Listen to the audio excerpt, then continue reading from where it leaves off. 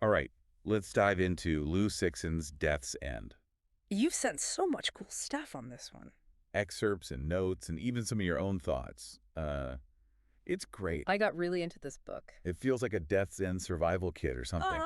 But yeah, I'm fascinated by how Cixin tackles these huge questions about humanity's place in the universe. Yeah. Like, are we alone? And if not, are we in danger? And what about the ethics of advanced technology? And how do we even think about survival when it seems like the rules of the game are constantly changing?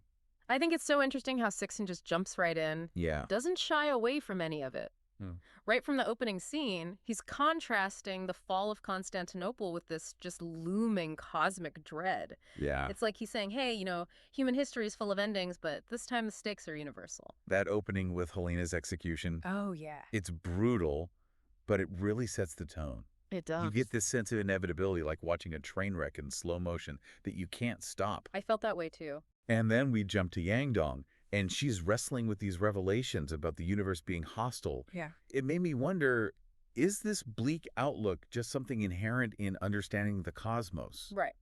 Or is it specific to, like, the situation that they're in the book? That is a great question. Yeah. And I think Cixin is kind of playing with both. Okay. On the one hand, Yangdong is grappling with the dark forest theory, which suggests that civilizations basically stay silent Right. to avoid attracting hostile attention. Oh, wow. So it's this chillingly logical kind of Darwinian idea, Yeah. but it also reflects the specific paranoia of the world in Death's End, where humanity knows for a fact they're outmatched. It's like, okay, well, we know we're not alone, but now we have to just shut up and hide. Right, exactly. Yeah, and then you see how society responds to this threat, and it's so interesting. It is. They call it crisis infantilism, the strange mix of denial and grand schemes that are almost childlike. It's fascinating. It's Yeah. almost like a defense mechanism. When you're faced with something so vast and scary, it's easier to cling to symbolic gestures Yeah. or like this naive hope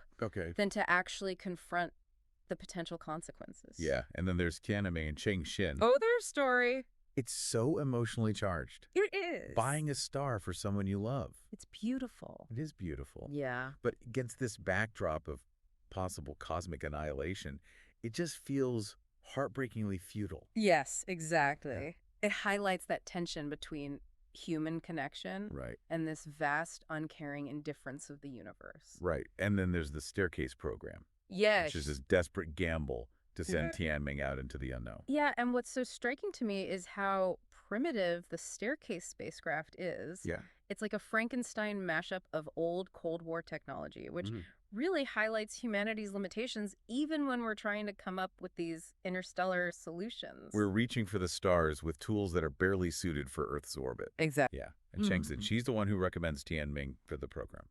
It's such a complex decision. It is. Yeah. Was she saving humanity or condemning a friend to a lonely death? Right. I kept going back and forth on that one. I think her inner turmoil is so relatable.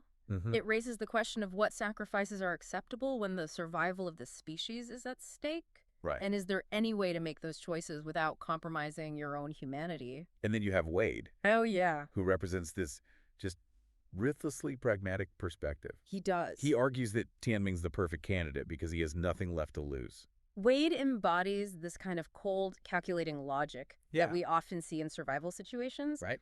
It's unsettling, but Cixin makes us ask, is this approach monstrous or is it just realistic? Right. In a universe that's governed by the dark forest principle. Okay, so then just to make things even more intense. Right. The dark forest theory becomes chillingly real with the arrival of the droplets. This is a brutal demonstration of the technological gap between us and a truly advanced civilization. The attack on the Bronze Age is haunting. It is. The split-second decision to attack the lack of consensus. It really throws into sharp relief the question of whether survival justifies breaking the rules of engagement, even when those rules were meant to protect humanity as a whole. And that sense of desperation just keeps growing as humanity realizes that the solar system might actually be doomed. Right. The scramble to escape the construction of these ships like Gravity and Blue Space. Yeah. It feels like a giant cosmic game of musical chairs with not enough seats for everyone. And then there's that encounter with the four-dimensional fragment. Oh my God. I have to admit, even on a second read, it still left me reeling. I know, trying to wrap your head around four spatial dimensions, it's like Cixin is saying, look, Yeah. even your perception of reality is limited, let alone your ability to control it. Imagine stepping into a space where you could perceive every internal structure and facet of every object simultaneously. It's almost too much to think about. It's described as this vertigo-inducing sensation of depth. Yeah. This feeling of being overwhelmed by information. Wow. It kind of foreshadows the ultimate fate of the solar system, doesn't it? Oh, yeah. The two-dimensionalization. Right. This grand, horrifying, but also strangely beautiful spectacle of cosmic destruction. Right. It's like the universe is an artist and we're just the paint being smeared across the canvas. And within that flattened landscape, we see the survivors struggling to adapt under the watchful eye of Sofun. Right, this trilogy AI who we've been interacting with throughout the whole trilogy. Right. She takes on this almost mythic quality, a blend of power and mystery. Yes, definitely. But even amidst all that desolation, there's this flicker of hope. There is. Yun Tianming's message. Yes, these three seemingly whimsical fairy tales hiding a blueprint for survival. Classic Cixin blending hard science fiction with this almost poetic sensibility. He does it so well. He does. It's amazing. But deciphering those tales, oh yeah, I can only imagine it's like trying to solve a cosmic riddle where the stakes are the survival of the species. It really is, and that's where Cixin pushes the boundaries of what science fiction can do. Yeah. He's asking us to think about communication. How we convey meaning across these vast distances of space and time, and how even the simplest stories can hold these keys to survival. Okay, but unpacking how they crack that code. Right.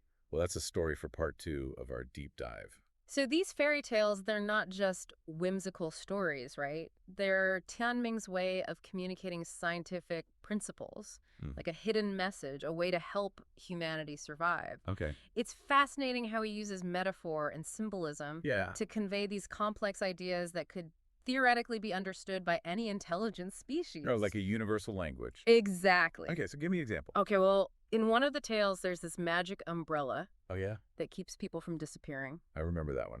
It's like something out of a children's book. Right, but then when you think about it, he's actually talking about manipulating higher dimensions. Whoa. Yeah, pretty mind-blowing. Okay, so he's got to speak in this, like, universal language. But how do they even begin to decode it? Right. What's the Rosetta Stone for these cosmic fairy tales? It's surprisingly simple. A bar of soap. Soap? Yeah. In one of the stories, a boat uses soap to create a trail of bubbles. Okay. And this allows it to sail across like a dangerous sea. I have to admit, when I first read that, I thought, is this some kind of cosmic joke? Ah, I know, right? What does soap have to do with anything? Well, it's all about surface tension. Okay. The soap reduces the surface tension behind the boat, essentially pulling it forward. Interesting. And Cixin, she has this aha moment. What is it? She realizes that Tianming is using this as an analogy for curvature propulsion. Curvature propulsion. Yeah, curvature drive would work similarly, warping space-time to propel a ship faster than light. Okay, so he's taking something as simple as soap and turning it into a metaphor for this mind-blowing scientific concept. Exactly. Cixin is a master of that. It's amazing. So this breakthrough leads to two competing plans for humanity's future. Okay. The Black Domain plan and the Lightspeed spaceflight plan. So two very different approaches to survival. Very different. Let's break those down. Okay. The Black Domain plan, that one always kind of struck me as a bunker mentality. Yeah, on a cosmic scale. Yeah, exactly. It involves creating a region of space where the speed of light is drastically reduced. So basically turning the solar system into a cosmic safe house. Right, hoping to deter any hostile civilizations from entering. But isn't that kind of self-imposed isolation? It is. Like trading potential progress and exploration for basically cosmic house arrest. You're exactly right. It's a trade-off between security and stagnation. So a tough choice. Very tough. Okay, what about the Lightspeed spaceflight plan? That's the more ambitious, maybe even desperate option. Okay. It's all about utilizing curvature propulsion. Right, based on Tianming's message. Yeah, exactly. They want to build starships capable of escaping the solar system before a potential attack. But developing that technology with limited resources and time, it just seems impossible. It does. It's like building the ship while it's sinking. Yeah, and so you have this intense debate between these two plans. Absolutely. It's not just a scientific or technological decision. Right. It's a philosophical one. What kind of future does humanity want? Yeah, and what risks are we willing to take to achieve it? And then right in the middle of all this, Cixin is woken up from hibernation. Oh, wow. Again, centuries after the events of the previous book. It's like she's constantly being pulled back into these pivotal moments in human history. Right. Her reemergence really highlights this theme of recurring cycles. I see that. She's forced to confront the consequences of her past choices and face new dilemmas that will shape the fate of humanity once again. Wow. It really makes you think about the ripple effect of decisions. It does. How actions taken in one era can have these profound consequences centuries later. Absolutely. But before they can even decide on a plan, they make a terrifying discovery. Which is... The death lines. Oh, yeah. This is where Cixin takes the dark forest theory to a whole new level of terrifying. Right. Remember those curvature propulsion trails? Mm-hmm. Turns out they're not just harmless remnants. Oh, no. If they're disturbed, they expand rapidly. Okay. And create this region of two-dimensional space. Two-dimensional space. Yeah, anything that comes into contact with a death line is instantly flattened, destroyed on a molecular level. Like a cosmic booby trap. Exactly, left behind by advanced civilizations. And to make matters worse, the solar system is surrounded by these things. It is. It's like being trapped in a system riddled with invisible, deadly barriers. I'm getting claustrophobic just thinking about it. I know, it's that sense of claustrophobia that Cixin does so well. He really knows how to create tension and suspense. Even on a cosmic scale. So the escape from Planet Gray becomes this desperate race against time. Yeah. A frantic scramble for survival. They're not just trying to outrun the death lines, though, right? Right. They're searching for a safe haven, a place to rebuild. It's like this microcosm of humanity's struggle throughout the book, clinging to hope in the face of overwhelming odds. Finding a safe haven in a universe governed by the dark forest, though that's a daunting task. It is. And what happens next, the paths they take and the choices they make, well, that's a journey. We'll continue in part 3 of our deep dives. Okay, so we left off with Cixin and Guan Yifan running for the death lines, searching for somewhere safe in a universe that seems like it just wants to kill us. Right, and in this last part, Cixin kind of shifts gears a little bit. Oh, so... Well, he takes the focus off of these external threats and moves to something even more mind-bending. Okay, I'm intrigued. The nature of time and dimensionality itself. Oh, wow. It's like he's saying you thought aliens and collapsing solar systems were bad. Right. Now deal with reality itself unraveling around you. Exactly, and they're facing this challenge with such profound loneliness, too. Yet the thought that they might be the last humans left, it's a lot to carry. It really forces them to confront the question, what does it even mean to be human? Right. If there's no one left to share that humanity with. But Cixin doesn't totally abandon them, does he? No, he doesn't. Their reunion with AA, millions of years in the future, it speaks to how powerful connection can be. I agree. It shows that even across vast stretches of time, that connection can endure. But time, as they once knew it, has ceased to exist. Right. They learn about the gradual reduction of the universe's dimensions. Yeah, the slow, inevitable process of simplification. I'm trying to wrap my head around that one. Imagine a universe slowly flattening like a deflating balloon. Okay. The speed of light is decreasing, complexity is diminishing, and everything is moving toward this state of lower energy. It's almost like a melancholic beauty. This cosmic entropy playing out on a scale we can't even imagine. It makes you think about our own perception of time. We see it as linear, something that marches forward relentlessly. Right, like an arrow. Exactly, but Cixin presents a universe where time is fluid, malleable, and ultimately finite. Okay, so within this dying universe, Cixin and Guan Yifan find a glimmer of hope. They do. A mini-universe. A pocket of reality hidden within their own. It's like a lifeboat created by advanced civilizations. Their last-ditch effort to preserve something in the face of oblivion. It's like a secret garden tucked away in a crumbling world. And they find a community of humans living a simple life. Like farming and stuff. Right, an agrarian existence seemingly untouched by all the chaos of the main universe. But there's a twist, isn't there? There's a heartbreaking one. What is it? They realize that these humans aren't from their time. Oh, no. They've traveled billions of years into the future. So these are the descendants of those who chose to adapt to the changing universe. Exactly, instead of trying to escape it. It's a poignant reminder that there are multiple paths to survival, some more palatable than others. But even in the sanctuary, the specter of death lingers. Oh, right, because the mini-universe is still connected to the main one. It is, and it's slowly losing mass, bleeding back into the main universe, destined to eventually disappear. So even in this seemingly perfect haven, There's no escaping the ultimate fate of the universe. It really reinforces this idea of impermanence. Right. Nothing lasts forever. Not even for those who have seemingly transcended time and space. So what happens next? Well, there's one final act of defiance of hope, you could say. Okay. So fun. Right, the trilogy AI. She's been this enigmatic presence throughout the trilogy. Yeah, she has. She chooses to stay behind in the mini-universe. Interesting. She gathers all the knowledge and memories of both human and Trizolarian civilization and places them in this time capsule. It's almost like a message in a bottle. Exactly, a testament to the power of storytelling, even in the face of extinction. So Sophone believes that something of us might still persist. Right, not physical bodies, not even civilizations, but stories, ideas. A record of what once was. And Cixin and Guan Yifan, faced with the inevitable collapse of the mini-universe, make a really difficult decision. What do? They choose to go back to the main universe knowing they'll likely be destroyed. Why would they do that?